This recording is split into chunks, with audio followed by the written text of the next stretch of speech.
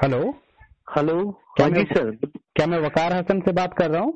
हाँ जी सर, मैं वकार बोल रहा हूँ। जी वकार जी, मुझे पता चला है कि आपने इस बार जेआरएफ क्लियर किया है। हाँ जी सर, अल्हम्दुलिल्लाह। हाँ, इस बार हो गया जेआरएफ। सबसे शुक्र है ऊपर वाले का। ओके, सबसे पहले तो आपको कांग्रेचुलेशन जेआरएफ के लिए। Thank you sir, thank you a lot sir. Okay, मैं दीपक कुमार बोल रहा हूँ डीके गुरु ट्यूटोरियल से। मैं आपका एक शॉर्ट इंटरव्यू करना चाहता हूँ सर। अच्छा सर। हाँ सर। हाँ जी बिल्कुल सर। ओके, तो आप तैयार हैं? हाँ जी सर, मैं तैयार हूँ। ओके, बहुत बहुत धन्यवाद आपका। तो चलिए, आपसे पहला मेरा क्वेश्चन ये है, क्वेश्चन नहीं बल्कि आप सबसे पहले तो अपना इंट्रोडक्शन दीजिए कि कहाँ से आप आते हैं, कहाँ से आपने अपना पीजी किया। जी सर, मेरा नाम वकार हसन मीर है। मैं बेसिकली कश्मीर से हूँ। कश्मीर में एक डिस्ट्रिक्ट पड़ता है बारामूला से मैं हूँ।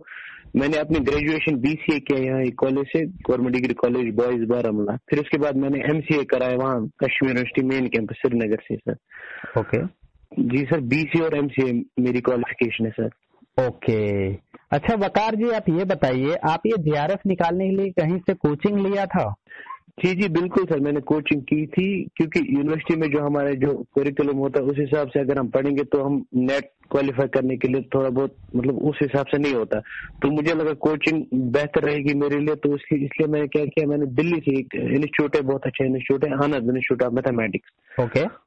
आनंद सर का इंस्टीट्यूट है, वहां से मैंने कोचिंग करी है सर। 6 महीने की कोचिंग मैंने पूरा कोर्स किया वहां से, जो मेरे लिए बहुत इफेक्टिव रहा, जिसकी वजह से मुझे बहुत हेल्प हो गई है एग्जाम को क्वालिफाई करने के लिए सर। ओके, वकार जी, आपको क्या लगता है कि नेट या जेआरएफ निकालने के लिए कोचिंग करना जरूरी है या फिर ऐसे भी निकाले जा सकते हैं?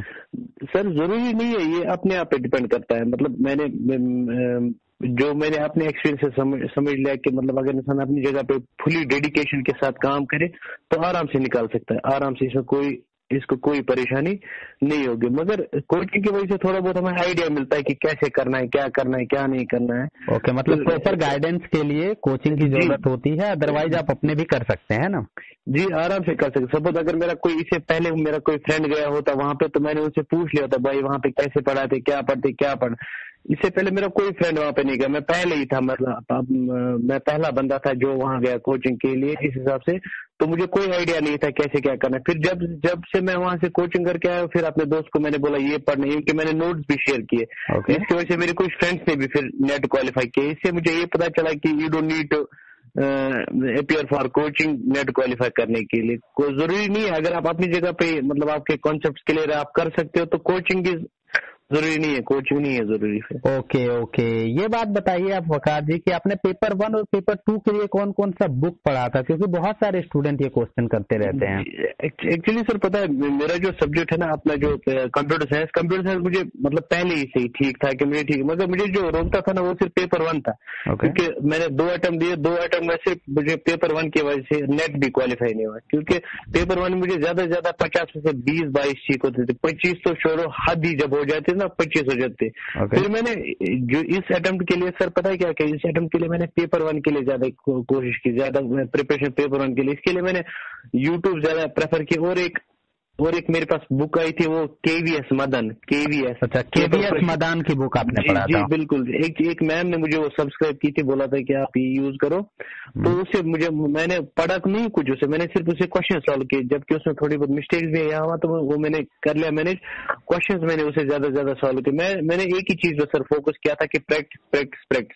जितने क्वेश्चन मैं सॉल्व कर सकता हूँ, जितने क्वेश्चन मैं सॉल्व कर सकता हूँ उतना मेरे लिए बेहतर रहेगा। मतलब मैं इससे पहले एक जॉब करता था, मतलब केवीएस स्कूल में एक मैं जॉब करता था। वहां पे मेरा ये होता था, फ्री टाइम में सिर्फ पढ़ाई में सिर्फ क्वेश्चन सॉल्व करता था। क्योंकि मैं सोचता था कि आप क्वेश्चन सॉल्व करने से जितने मेरे कंसेप्ट क्लियर हो जाएंगे उतने मैं कर पाता था। सिर्फ क्वेश्चन सॉल्व, जिसकी वजह से मतलब मुझे बहुत फायदा आगे मिला एग्जाम। क्योंकि जो हमारा एनटीए जो कंडक्ट करता है इसमें टाइमिंग की दिक्कत रहती है। बिल्कुल टाइमिंग की दिक्कत रहती है, इसलिए क्वेश्चन प्रैक्टिस पे मैंने ज्यादा फोकस किया, बहुत ज्यादा फोकस किया, ताकि मेरे सारे कॉन्सेप्ट क्लियर हो जाए और मिनिमम टाइम पे मैं मतलब मैक्सिमम क्वेश्चन कर पाऊँ। ये मेरा फोकस था। ओके, मेरा आपसे अगला क्वेश्चन ये है कि बहुत सारे स्टूडेंट ये पूछते हैं कि आखिरकार जो जेआरएफ क्लियर कर गया वो कितना घंटा डेली पढ़ाई किए थे?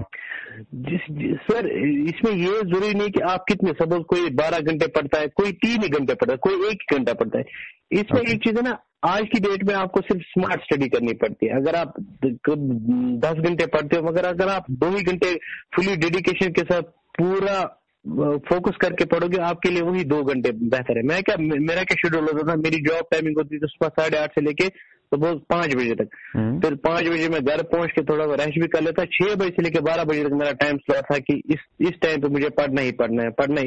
और ये मतलब 6 से लेके 12 बजे 6 घंटे मैंने डिवाइड कर रखे थे। 2 घंटे में देता था पेपर फर्स्ट को और 4 घंटे में देता था कंप्यूटर साइंस को। बस इसी हिसाब से मैंने फुली डेडिकेशन के साथ, अगर इंसान 6 घंटे 4 घंटे फुली डेडिकेशन के साथ पूरे फोकस के साथ 2 महीने या 2.5 महीने या 3 महीने पढ़े, मतलब वो रैंक नंबर 1 भी ला सकता है इसमें। इसमें कोई टेंशन नहीं है। और एक सबसे बड़ी बात, जब एग्जाम की डेट होगी ना सर, उससे 2 दिन पहले आपको किताबों को ना बंद करके रखना है, गाने सुनने हैं, मूवी देखनी है, एंजॉय करना है। ये बात आपने बहुत अच्छा कहा कि 2 दिन पहले आपको टेंशन बिल्कुल नहीं लेना है ना। जी बिल्कुल। तो इससे पहले मैंने एक एग्जाम दिया था, मतलब उसमें क्या प्रिपरेशन बहुत ज्यादा थी, बहुत ही ज्यादा। मतलब मैं सोच रहा था इस बार पेपर को ना पेपर निकल ही जाएगा, मतलब वहां पे मुझे पता नहीं क्या होगा, मैं स्ट्रेस में आ गया, बाकी चीजें आ गई। फिर मैंने इस बार क्या कहा, यार मैं तो फुली एक्सपीरियंस्ड हूँ क्वेश्चन सॉल्व करने। बेहतर तरीका ये है कि 3 दिन पहले किताबें बंद करो, यहाँ वहाँ घूमो फिरो। बस मैंने 2-3 दिन पहले बहुत ज्यादा एंजॉय किया, जिसकी वजह से मुझे एग्जाम बहुत छोटा दिखा। एग्जाम जब मुझे छोटा दिखा, मैंने अच्छे से किया वो सर। अच्छा वकार जी, एक बात और आपसे मुझे पूछनी है कि आपने कहा 2 अटेम्प्ट आपने पहले दिया, पेपर 1 के वजह से आपका नेट भी नहीं हो पाया। उसके बाद अगली बार आपने पेपर 1 में 78 मार्क्स लेकर आ गए। कैसे लेकर आए, ये क्या करना पड़ा इसके लिए आपको? करना कुछ नहीं पड़ा सर, सिर्फ क्वेश्चन ज्यादा प्रैक्टिस किए, क्योंकि पेपर 1 हम यूजुअली वैसे नहीं पढ़ते। इस बार मैंने फोकस किया था पेपर 1 में, जितने भी यूट्यूब पे चैनल हैं मैंने वो सब्सक्राइब किए सिर्फ पेपर 1 के लिए। सिर्फ पेपर 1 की प्रिपरेशन की अलग अलग नोट्स बनाता गया मैं, अलग अलग चीजें करता गया मैं, जितनी प्रैक्टिस हो सके मैंने की। वो अलग अलग टॉपिक्स को अलग अलग तरीके से समझा, फिर अलग अलग तरीके से उन पे अलग अलग क्वेश्चन किए, जिसकी वजह से ना मुझे मतलब बहुत ज्यादा एक्सपीरियंस, वो कहते हैं ना क्वेश्चन की एक्सपीरियंस। मतलब मैं एक टाइम पे ऐसा था कि मैं ऑप्शन देख के मुझे पता चलता था ये क्वेश्चन क्या बोलेगा। क्वेश्चन को नहीं देखता था मैं, ऑप्शन को पहले देखता था। मतलब आपने प्रीवियस ईयर के क्वेश्चन पेपर के साथ साथ मॉक टेस्ट बहुत ज्यादा अधिक लगाए? सर मैंने मॉक टेस्ट, मतलब इतने मॉक टेस्ट मैंने दिए कि आपको मैं क्या बोलूं। जितनी भी ऑनलाइन एप्लीकेशन आती है उनमें मॉक टेस्ट होते थे, वो सारे मैंने किए सर।